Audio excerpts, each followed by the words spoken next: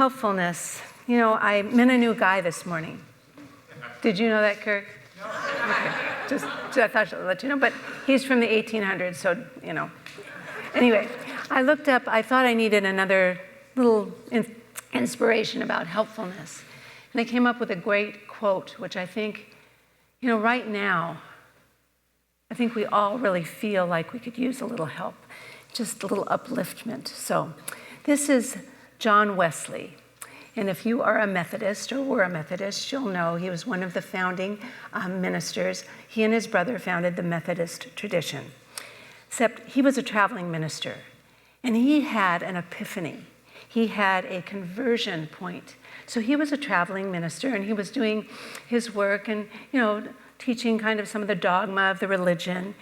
And all of a sudden he said, you know what? I want to do this in a new way. And he said he wanted a simpler religion that really was all about simple faith. That we could boil down our belief, our trust, our knowing in God and goodness and love and all of that with our faith. And he said he dedicated himself to promoting vital and practical religion and to promoting the increasing life of God in people's souls. And he had 3 rules he wanted people to start with every single day. I think you can remember them, because they're easy. Number 1, do no harm. Number 2, do good. And number 3, stay in love with God. Don't you just love that? It's just so good and so easy. So here's a little quote. He has another quote, but okay, let's say those together. Number 1 is do no harm. Number 2 is do good. And number 3, stay in love with God. If we woke up with that, wouldn't the world be a brighter and better place if we all did that?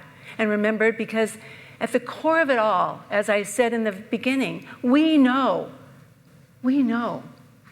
that we belong to each other. Ernest Holmes says we are something. What did he say? We are, behind us all, behind all is unity. Unity, we're connected. It's like, I always think of Indra's net. We're all connected, like little threads that belong to each other. And through all is diversity. So we're not gonna think alike or be alike, thank goodness. And embracing all is divinity.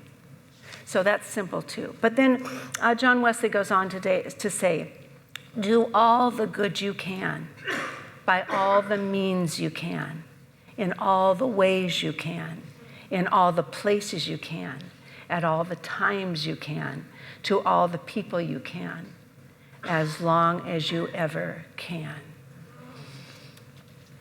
I just love that. Thank you, John. That's so nice.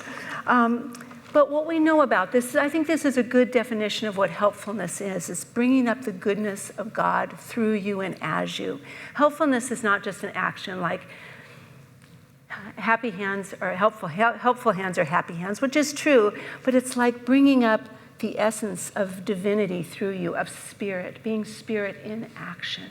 And that's what this helpfulness we talk about. That's what the virtue means, really living from that place of bringing light and goodness to the world through you. And we can do that. We have that power to bring that goodness through any actions we have. What you read today was so well-rounded, Barbara, in all the ways we can help and be there for ourselves and each other to bring a greater light into the world, because we're part of a universal consciousness for sure. Ernest Holmes says, life, love, God, whatever you want to say, spirit, works through us, for us by working through us. That's our job here, to express spirit. That's why we are here.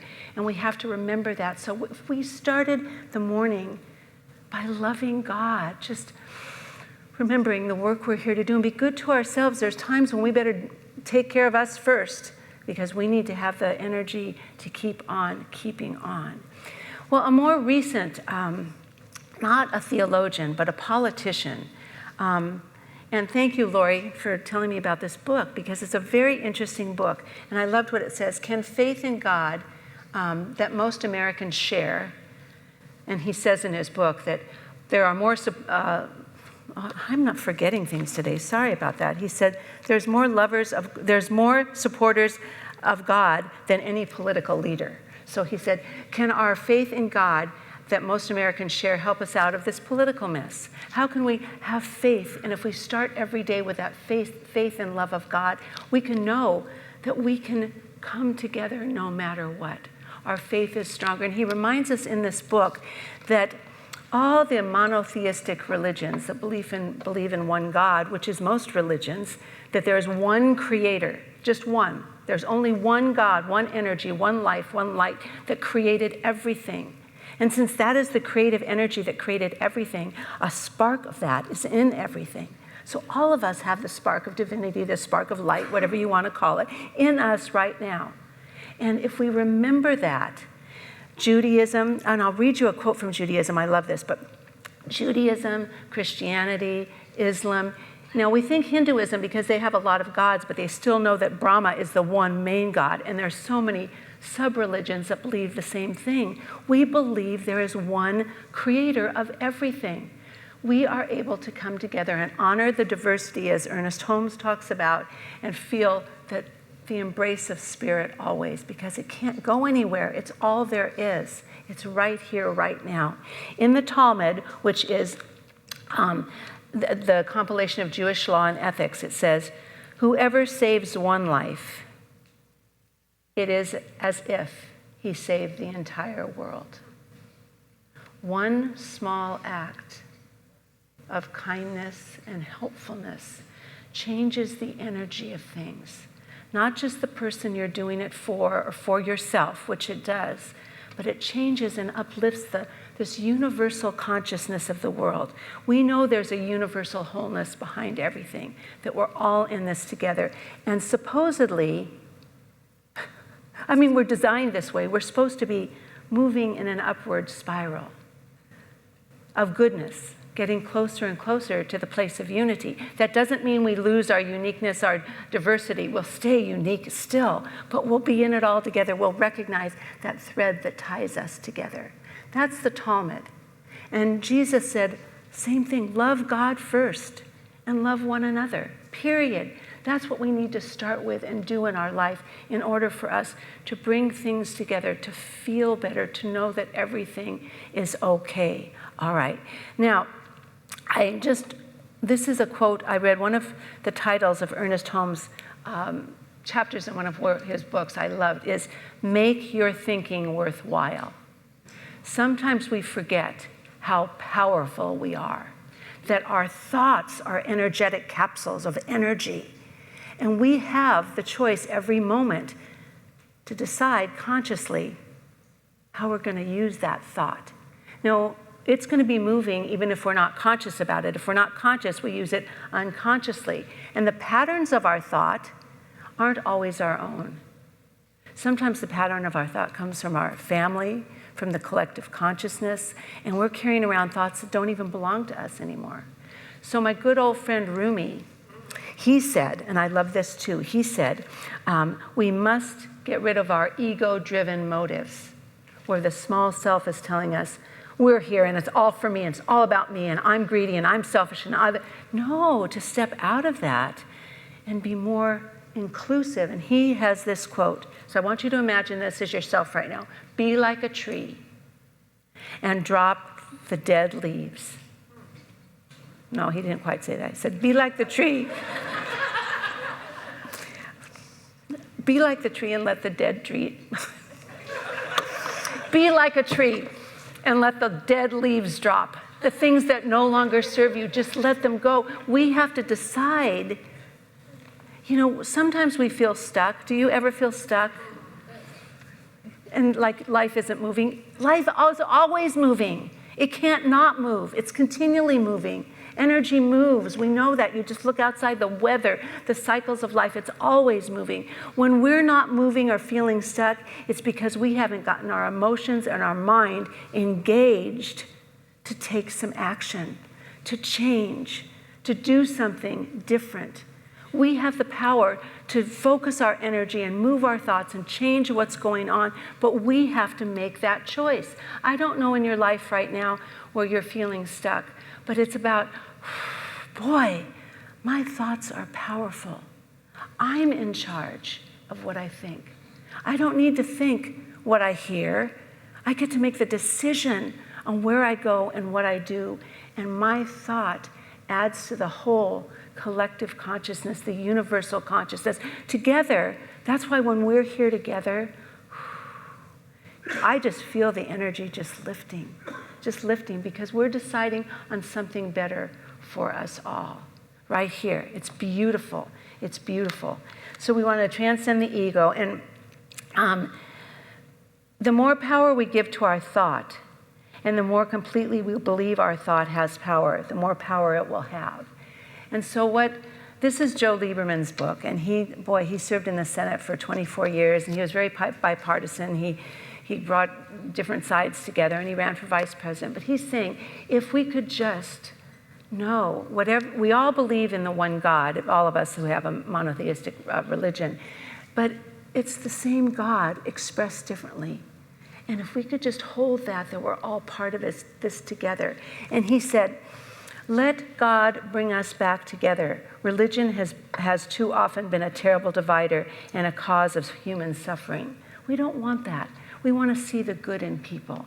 So when we said no, do no harm, unfortunately, our judgment, our criticism, that can be hurtful and painful and bring the energy down. But if we look at what's important to us, what's true for us, what's right for us, what's right for me may not be right for other people, but if I really go into what's right for me, Rumi said, our heart knows the way. Our heart knows what's right for us.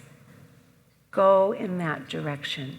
We get to choose where we're going and what we're doing, to be helpful to ourselves, and then we reach out to others and help in that way.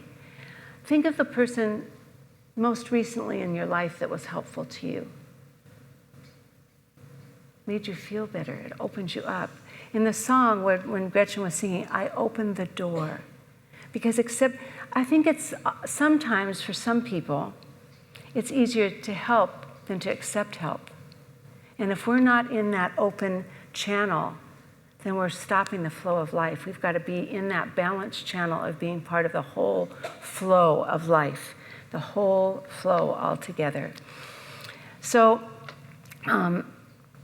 here's what Ernest Holmes told us.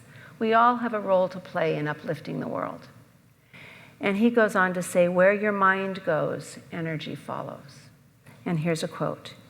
You exist that divine energy, fire, imagination, and creativity may be expressed through you.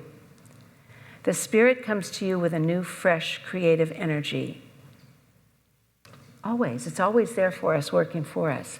We need to let that Spirit be renewed. I'm going to ask you for 1 minute to just close your eyes and put your feet on the floor. And as I ask, just to open your minds and hearts. And as we open the door of our heart and our mind and our essence and our energy, as we open to that Spirit that ever wants to work through us as goodness, to work through us as love and understanding, that energy that wants to be there for us always. What is it for you, for me, in this moment that we are to know? What is it that's going to guide us to those beautiful words of, instead of creating harm just by negativity or being stuck or old thought patterns, how can we open the door to greater good, to greater understanding? What do we need to let go of right here? Just let go of an old thought, an old idea that no longer serves, but is blocking the road, that beautiful creative imagination, fiery energy, and creativity that wants to be each one of us uniquely and individually. Just allow that to let go, and to let Spirit, to let God, to let love, kindness, be that as you right here and right now. And sometimes the message is, how do I help myself right now? Be more of an open vessel. so I can go out and share my light, my goodness with others. And then, as we open the door, the channel of wisdom and information and creative energy, we feel fulfilled. And we get unstuck from this has to be this way or this has to be this way. And we open the part we play in creating this universal goodness. So just right now, let's just hold that space, whatever message you have. And if there was no message received, just keeping that door open, that whatever you need to know is revealed to you in this day, at some time, in some place, sometimes as a surprise, that we can move forward together in a greater understanding. And taking a nice deep breath and allowing that inner splendor. Oh my gosh, you're so bright and light. I love that. And letting that inner splendor, that power just be revealed right now as each and every one of you. And I'm going to ask us just to stand up right now.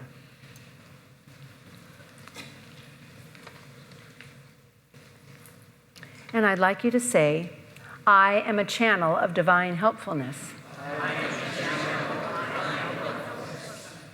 That was a little bit wimpy. So I want to say it together, and I want you to feel, it's just that feeling that, I am a channel of divine helpfulness. I am a channel of divine helpfulness. Oh, yes. I allow Spirit to work through me. I allow Spirit to work through me. I know I uplift the consciousness in my life and the life of this world. I know that together we can make a world where everyone belongs. I am part of that good. I accept my good. And I share it with you. And so it is. Beautiful. And now, just say to the person next to you, just say something helpful, like, I appreciate you're here this morning, or thanks for showing up, or thanks for something. Just say something helpful right now. Anything.